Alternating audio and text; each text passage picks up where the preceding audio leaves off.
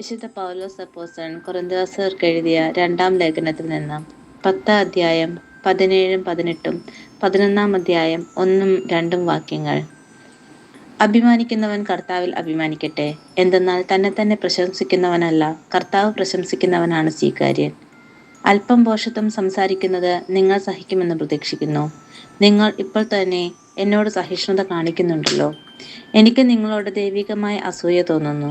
എന്തെന്നാൽ നിർമ്മലയായ വധുവിനെ അവളുടെ ഭർത്താവിനെന്നതുപോലെ നിങ്ങളെ ക്രിസ്തുവിന് സമർപ്പിക്കേണ്ടതിന് ക്രിസ്തുവുമായി നിങ്ങളുടെ വിവാഹ നിശ്ചയം ഞാൻ നടത്തി.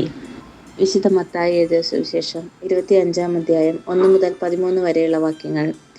സ്വർഗരാജ്യം വിളക്കുമെടുത്ത് മണവാളനെ എതിരേൽക്കാൻ പുറപ്പെട്ട 10 കന്യകമാർക്ക് സദൃശം. അവരിൽ 5 പേർ വിവേകശൂന്യരും 5 പേർ വിവേകവതികളുമായിരുന്നു. വിവേകശൂന്യർ വിളക്കെടുത്തപ്പോൾ എണ്ണ കരുതിയില്ല. വിവേകവതികളാകട്ടെ വിളക്കുകളോടൊപ്പം പാത്രങ്ങളിൽ എണ്ണയും എടുത്തിരുന്നു. മണവാളൻ വരാൻ വൈകി. ഉറക്കം വരികയാൽ കന്യകമാർ കിടന്നുറങ്ങി.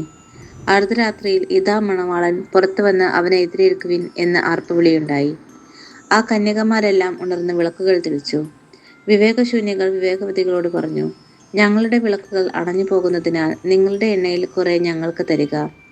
വിവേകവതികൾ മറുപടി പറഞ്ഞു, ഞങ്ങൾക്കും നിങ്ങൾക്കും മതിയാകാതെ വരികയെന്നതിനാൽ നിങ്ങൾ വിൽപ്പനക്കാരുടെ അടുത്ത് പോയി വാങ്ങിക്കൊള്ളുവിൻ. അവർ വാങ്ങാൻ പോയപ്പോൾ മണവാളൻ വന്നു. ഒരുങ്ങിയിരുന്നവർ അവനോടൊത്ത് വിവാഹവിരുന്നിനകത്ത് പ്രവേശിച്ചു. വാതിൽ അടയ്ക്കപ്പെടുകയും ചെയ്തു. പിന്നീട് മറ്റു കന്യകമാർ വന്ന്, കർത്താവേ, കർത്താവേ, ഞങ്ങൾക്ക് തുറന്നു തരണമേ എന്നപേക്ഷിച്ചു.